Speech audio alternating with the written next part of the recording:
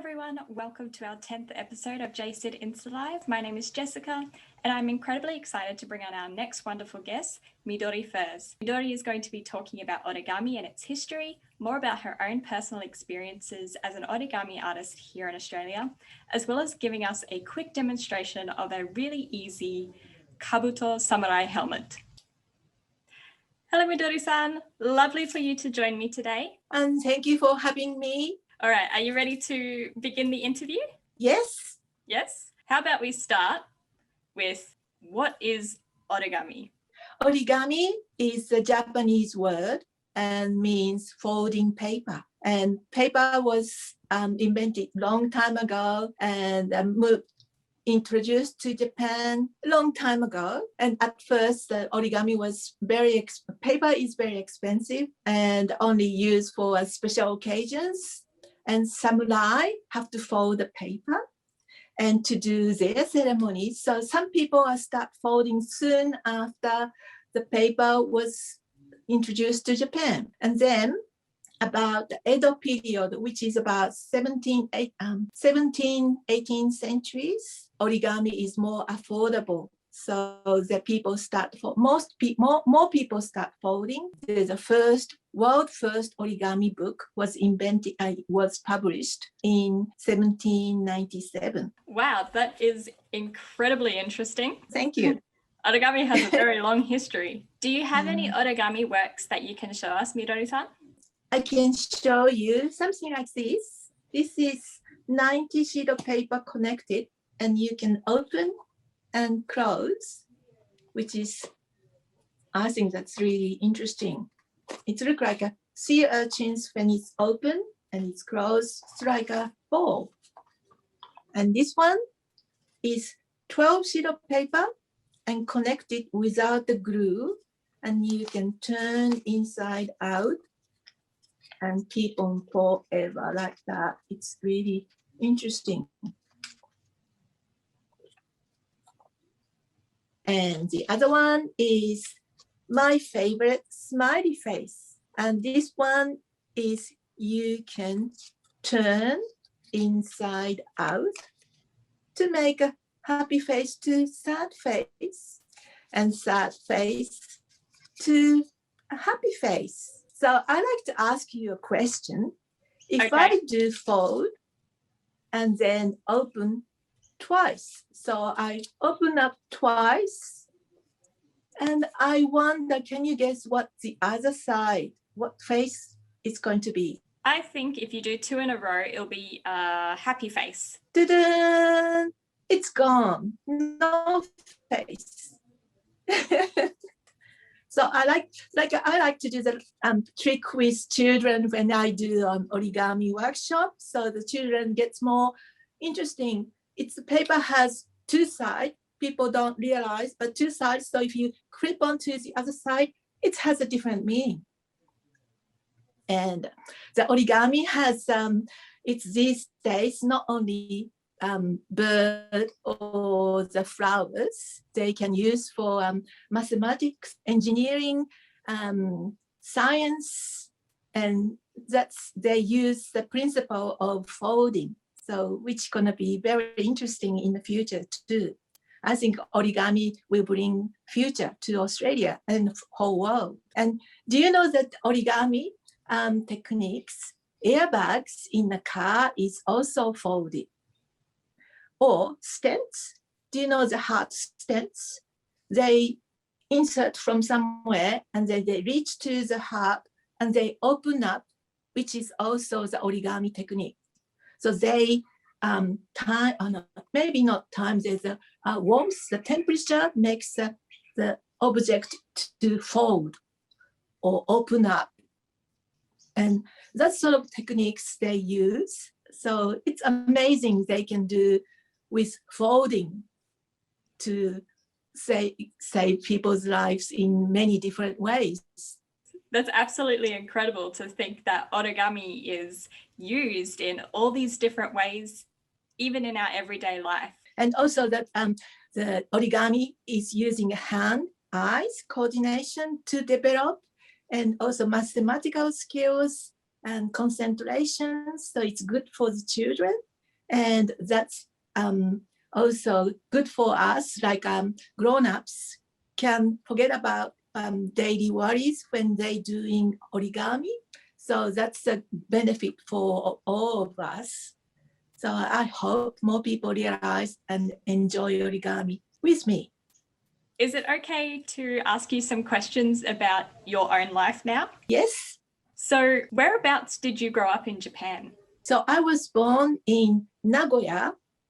I learned from your other interviews, Nagoya is with the castle, Shachihoko. And I was born and grown up there. I came to Australia 1989, 30 plus years ago, with my Australian husband and my daughter. Wow, so that was a long time ago. About Nagoya, do you have any recommendations that people should see or do in your hometown? I think you should go to Nagoya Castle, which is renovated and open to the public, I think the last year or so. So it's got new and beautiful places, beautiful rooms you can visit. Also Kannon, which is, they have a free market in certain days in every month, and you can find some interesting things or old kimono to buy. And the other one is perhaps Tokugawa Museum. Many of my friends who does potteries knows about the place and they like it. So hope that would be good. You came to Australia 30 plus years ago. When did you first start doing origami in Australia? The first time was, well, of course, I wanted to keep my traditional Japanese way. So I did with my children. But when the children start school, the school teachers casually asked me, "Oh, you're Japanese. Can you do some origami in the class?" So I did some origami workshop in a class, and that was a bit of challenge because we in Japanese start playing with origami when we are really small. So it's easy things to do well, I think. But for the children who never done before, I don't know what to teach or how to teach. So I was really struggle, and I'm not the entertainer for the class. So that was really a challenge for me. But I really wanted to help schools, so I did my best for that. So that was the first one, and then continue to the different one. So what kind of origami projects and installations have you done so far here in Australia? When I was doing volunteer work at Sydney Olympic, I found an origami kangaroo on the switchboard. So I was the Japanese language team, Japanese language team, and I found origami, which is very simple, and I think it's very Australian. And then I quickly check how to make it, and me and the other person, like a Chinese guide, is also interested in. So we make some origami, and people ask me to make more. So we just tear some paper or the old magazine or something and give out a lots of origami kangaroos. And that was 2000. And then 10 years later, I was at the art residency art place that was next to the Ku-ring-gai National Park. And sometimes you can see the hopping wallabies outside. You can see from the window. So I made those origami kangaroos and then leave it on the table. And then the director found those origami and he was so amazed. Like I thought that's just the origami, anyone can do. But he was, "Oh, can you do origami? That's great. You should do more." And then at the time I thought, really? Origami is just a craft, children's and women's, hobby kind of things. I didn't click onto that one. Then slowly I start doing more. And then people amazed, people likes to come to the workshop and people ask me to do more things. So yeah, from that one on, I started more. And then first big project is Sydney Children's Hospital in Randwick. And that time I was asked to do some solo exhibitions there. So I went there and the curator showed me where the art exhibitions are. And that was a long corridor. It's kind of dark and both sides, it's quite narrow. And then the both sides is all blank walls all the way. And then when I was walking, I thought, that would be better to do some colorful origami to decorate. And that's the starting my first origami project. That was 2010, 2011. And then the curator is an American lady, but she actually loves origami. So she said, yes, we should do that. So that was the 2010, 2011's Randwick's Children's Hospital's Art EX project. And me and my friends did lots of workshops for the children as well as local students around there, did origami. And also I asking lots of places to join the origami project. So we had like 3,000 or more. Some people are amazing. Some people are, one of my friends' son, he loves origami, especially the origami crane. Paper cranes. So he was doing lots, but the teacher spotted him and he's not allowed to do it during the school class, but he still did without seeing. So eyes are to the blackboard and he did a lot under the table, and that's also donated to us. So that was fun thing. And the other thing is when we are hanging all the origami, the children's coming or the families coming and watch what I'm doing. So I think they enjoy that too. So that was the moment. It's really, I like to do something. Every person's work is small, but together it's a powerful and colorful works we can do. And that's the starting. That was about 20 years ago. 10 years ago, sorry. That's absolutely incredible, Midori-san. Thank you. You've done a lot of different projects in the community by the sounds. What are you working on now? I recently joined the Primrose paper art group, and I actually can make paper, and I'm using my previous works, which is I don't need it, or some parts it's broken. I tear to pieces. I'm making a new paper to fold again. So you can join those ones as well.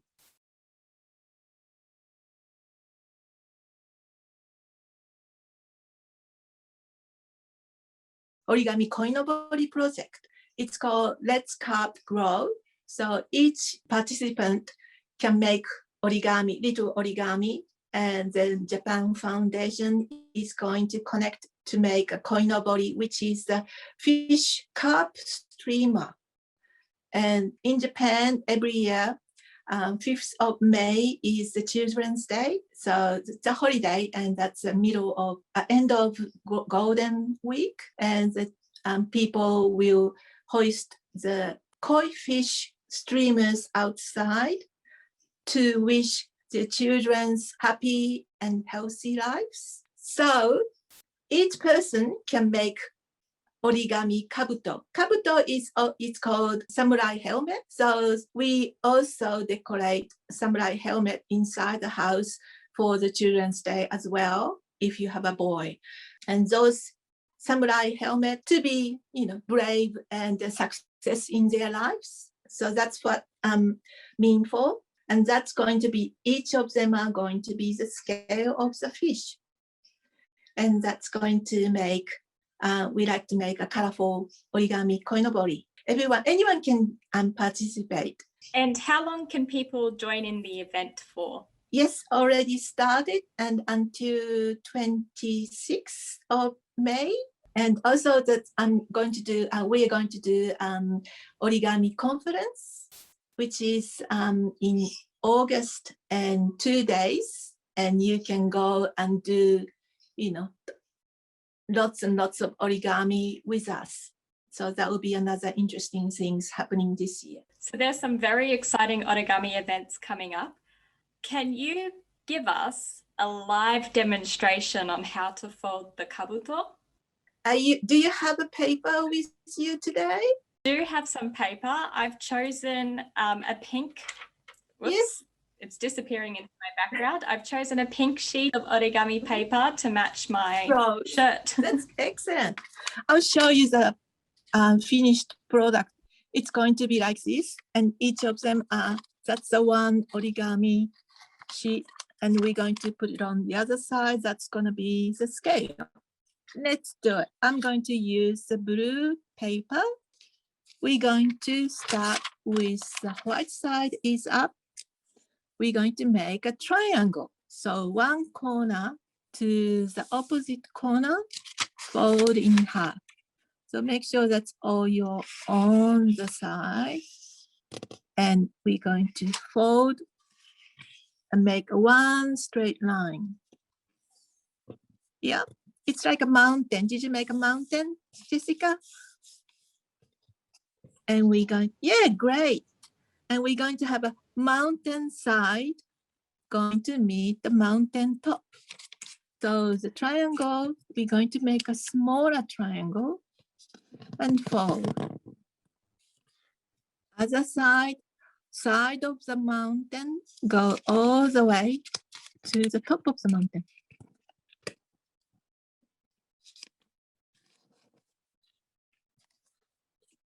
And together we made a square. Now we're going to fold the end. Yes, great, Jessica-san. And we're going to make another triangle. It's going to be half the triangle. We're going to fold towards the bottom of the square. And other side also to the bottom of the square. So the outside is still a square, but you can see a bigger triangle and two small triangles. And one of the triangle, we're going to fold in half to make a mark. So that's the middle of this side, and unfold. And to that line, we're going to fold again, but in this different kind of triangle.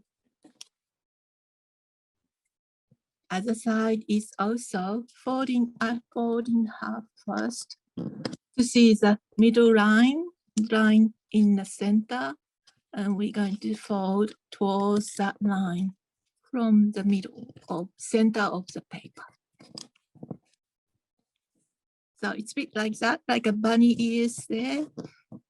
And we're going to fold one of them. If you open up, you can see the other layers are still stays the place, and we're going to fold in about the middle of this line to there. And we have a bit of gap here, and the other side is about the same. To make it same, make sure that the corner is on the center line, and we're going to fold together. And together that one is still square, you can see, and altogether is a bigger square. We're going to fold to the longest in the center here.